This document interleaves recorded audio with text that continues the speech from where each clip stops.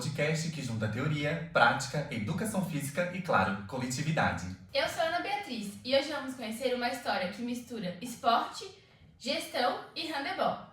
Com vocês, um convidado que carrega no sangue o amor pelo esporte, o handebol, atual diretor executivo da Fundação Municipal de Esporte de Itajaí, Daniel Passos. Bem-vindo, Dani. Seja bem-vindo. Daniel, você viveu o esporte dentro e fora das quadras. Como foi essa virada de chave de atleta, estudante para gestor esportivo? Foi natural. Meu pai era técnico de handebol e eu cresci dentro da quadra com ele. Ele me levava para jogos, eu ficava no banco de reserva com as meninas, que ele era técnico de handebol feminino. Eu ficava no banco de reservas vendo a coisa acontecer. Acabava o jogo, acabava o tempo, eles saíam, o time saía para conversar com ele, eu ia para a quadra jogar, brincar, eu ia nos treinos brincar. Daí eu virei atleta, comecei a treinar, virei atleta. Depois de atleta a gente percebe que também eu tenho uma estatura que não serviria para o handebol. Então logo eu já virei a chave de falar com o meu treinador: posso te ajudar a treinar? Continuo treinando e te ajudo a dar os treinos.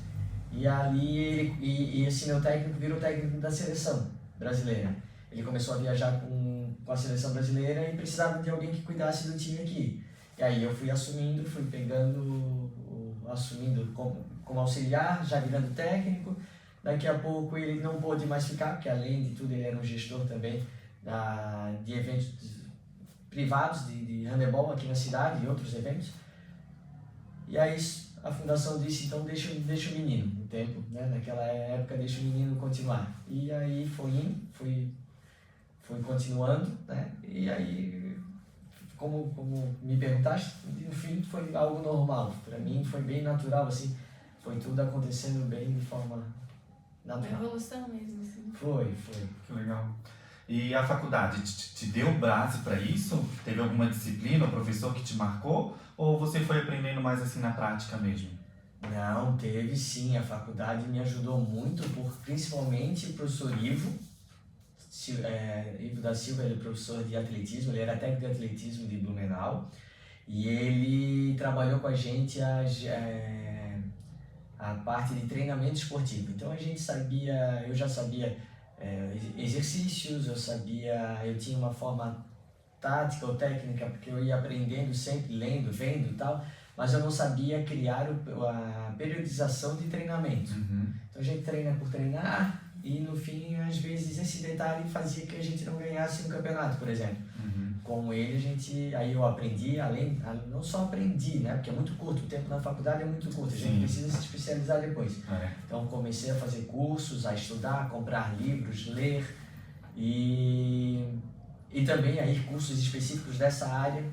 É um professor que me chama a atenção, eu me lembro de vários, né? O próprio professor de handebol era um ídolo também, o Ricardo também, seleção brasileira. E só como eu coloquei, pouco tempo, né, para a gente aprender muita coisa na faculdade. Então aquele que foi o diferencial, que me deu um algo a mais, foi principalmente o professor Ivo. Mas todos ali na faculdade, nessa época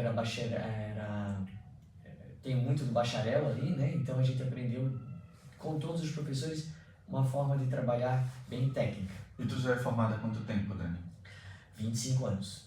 Então era outro tipo a faculdade também? Né?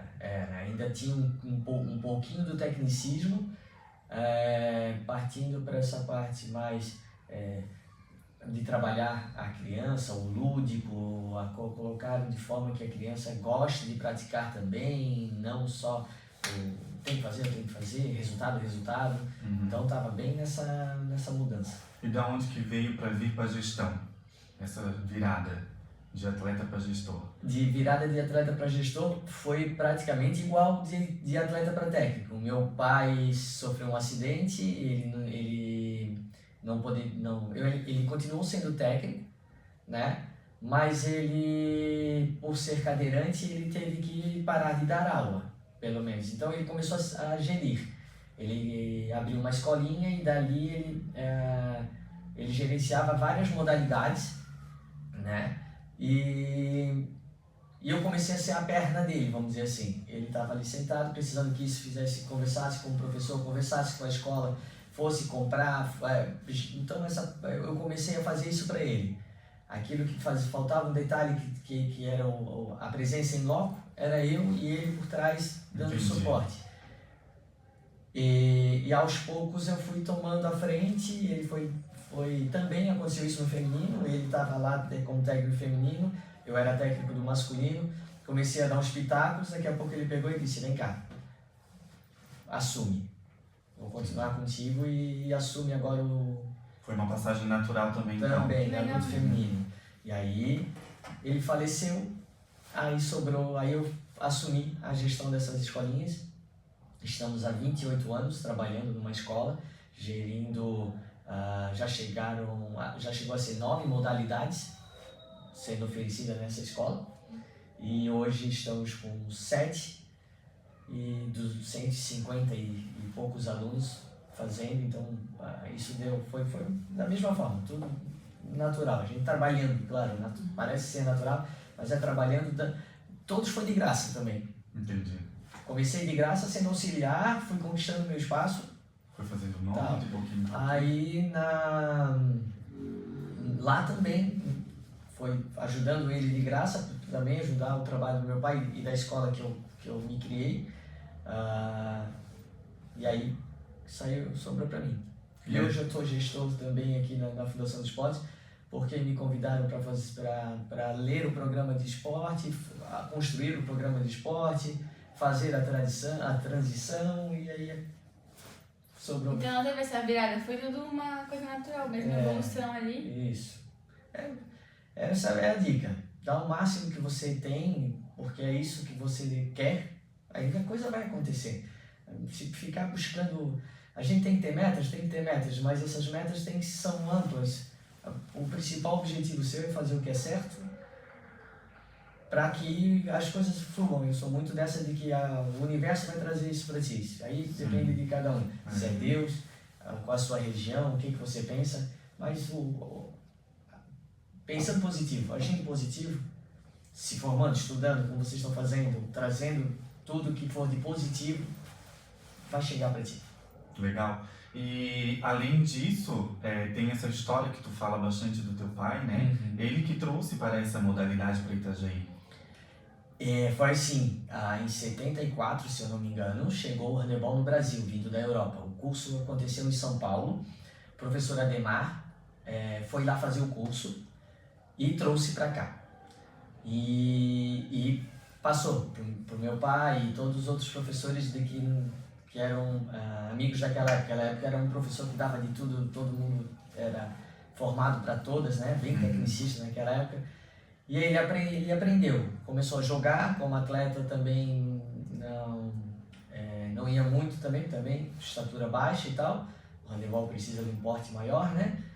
E inteligente, começou a estudar e foi indo, e vice-campeonato, atrás de vice-campeonato, até que em 86 ele ganhou o primeiro título de JASC, e aí foram 9 anos seguidos, bem no 10º cortaram ele.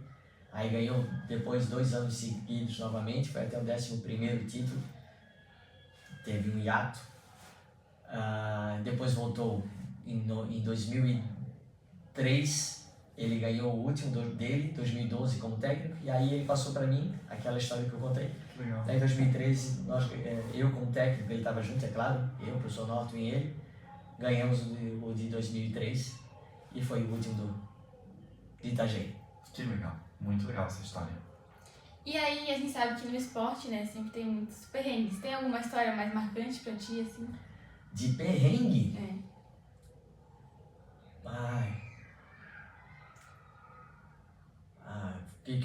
Os perrengues que acontecem no esporte, que ficaram marcantes,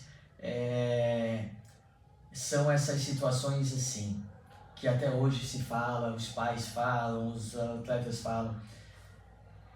Nós sempre criamos os nossos atletas. A gente fazia campeonatos aqui e os atletas já tinham a sua experiência de confrontos, porque jogavam um contra o outro aqui na região.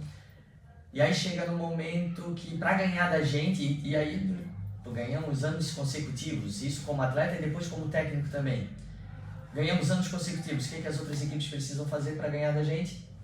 Contratar gente de fora, e vem dinheiro, né, para isso. Aí com isso nós também começamos a trazer uma peça ou outra. Aí fica naquela, o perrengue ainda acaba naquela. O professor faz o seu trabalho e acaba perdendo para um cara que faz uma seleção. Por outro lado, se tu queres um esporte de alto nível, tu vai chegar nesse ponto. Se o teu trabalho é bom, vai ter gente que está vindo, vai vir querer treinar contigo, né? E aí fica naquela, joga na cara de que, também tu contrata, meu é só isso e tal, né? Então eu já passei por todos, já contratei, já tive o time todo e cria esses perrengues entre técnicos que no fim é questão ali da quadra e depois a gente sabe que é tudo questão de gestão, né? Teve situações das mais velhas baterem nas mais novas e aí depois as nossas mais velhas também baterem nas velhas deles, porque não faz isso, tem essas situações de quadro que acontecem. É natural. Que é difícil de gerir. Não tem, tá, quando tu viu, já aconteceu. Já aconteceu. E aí depois pra dizer, poxa, não pode. Mas tem, esses perrengues sempre tem. Mas e vindo assim já do perrengue, essa herança, né, que tu tem do handebol, já sofreu algum preconceito em relação a isso? Teu pai ter nome, só tá inserido aí dentro por conta disso, por causa do pai, alguma coisa assim ou não? Como técnico, eu creio que sim, né? Mas quando eu fui, quando fui nomeado pro diretor executivo, quando saiu no jornal disse, Daniel, um cara discreto, então eu nunca fui de ligar para o que os outros falam, correr atrás do que os outros falam, não dá tempo. Eu trabalho o tempo todo, não dá tempo nem de me divulgar, quanto mais procurar o que os outros falam de mim. Que bom. Então, por outro lado, cara, eu sempre trabalhei tanto e sempre mostrei para quem está ao meu redor do que sou capaz, que deve, não, aconteceu porque até me tiraram, mesmo depois de ser campeão brasileiro, depois de ser campeão mundial, sempre tem, não, mas vai ter. Mas ainda assim foi tudo muito natural, não foi muito birra, vamos tirar ele e tal. Acho que é muito natural, cada um busca o seu espaço, cada um mostra o seu trabalho e vai ter o teu momento, vai ter o momento do outro. Por isso também, às vezes, essas coisas que aconteceram comigo também foi de eu assim, poxa, já não dá mais, tá diminuindo, são fases da vida, tu constrói família, né? Às vezes tu diz, tá tão difícil trabalhar desse jeito, já não tá mais a minha cara, eu tô construindo, aconteceu isso também. Estou iniciando a minha família, casei, estou tendo filho e tal, queria estudar mais, queria fazer o mestrado e tal, então tá aqui, então vamos para isso. Talvez, como eu falei para ti, se está acontecendo é porque é para acontecer. Sim. Então não guardo rancor nem nada para mim, é para acontecer, eu vou... Faz parte do processo natural do ser humano. Né? É isso aí. Também é ter esse balanço da vida pessoal e profissional, né? Chega um momento que a gente tem que... Tem que saber gerir, tem que saber encontrar a pessoa certa, ou saber também, a gente tem que sempre se colocar no lugar do outro, aí tu sabe como é que tu vai agir, não adianta brigar, ou isso com o atleta, isso com o árbitro, isso com a torcida, isso com quem está do teu lado, tu tem que saber se colocar para entender, se eu continuar fazendo assim, vai acontecer isso comigo e tal, tudo é ponto de gestão. Ninguém é maior do que ninguém para dizer eu vou fazer assim e se não queres um abraço, não. Se hoje está comigo é porque também quem está ao nosso redor, a gente escolheu de alguma forma, ou apareceu naturalmente, tu traz. Então eu tento ser positivo para trazer coisas positivas, para ter pessoas positivas e aí pronto, a luz vai brilhar por si só. Legal. E para quem está começando na educação física ou entrando na vida esportiva agora, assim, que conselho tu daria para quem quer trabalhar com esporte de rendimento ou até com a gestão? Conselho de quem inicia é não espera pelos outros. Não espera por dinheiro. Você escolheu educação física, não espera por isso. Um dia todo. Outra coisa que também, até isso eu estudei, eu vi pelos porque meus parentes também, muitos professores. Minha mãe é professora, meu padrinho é professor, minha madrinha é diretora. Então a gente sabe que só depois dos 50 que eles começaram a ter uma vida boa. Até lá foi trabalhar, das 5 da manhã às 10 da noite, e olhe lá, final de semana, tudo. Às vezes tu tens que dar um passo para trás para poder não receber, trabalha de graça, faz um voluntariado, sabe, chega perto daquela pessoa que vai te dar algo a mais, aprende, né? E aí vai crescer, aí tu vai crescer, daí vai chegar o teu momento. Chegou o teu momento, não fique grande demais. Só entenda que você está à frente, né? Crie o seu grupo. Se você é um técnico, não adianta mandar nos seus atletas de qualquer jeito. Tu tem que saber agir. Esse gosta de ser feito assim, esse é aquilo. Isso é então é tudo relacionamento. Mas tudo depende de você.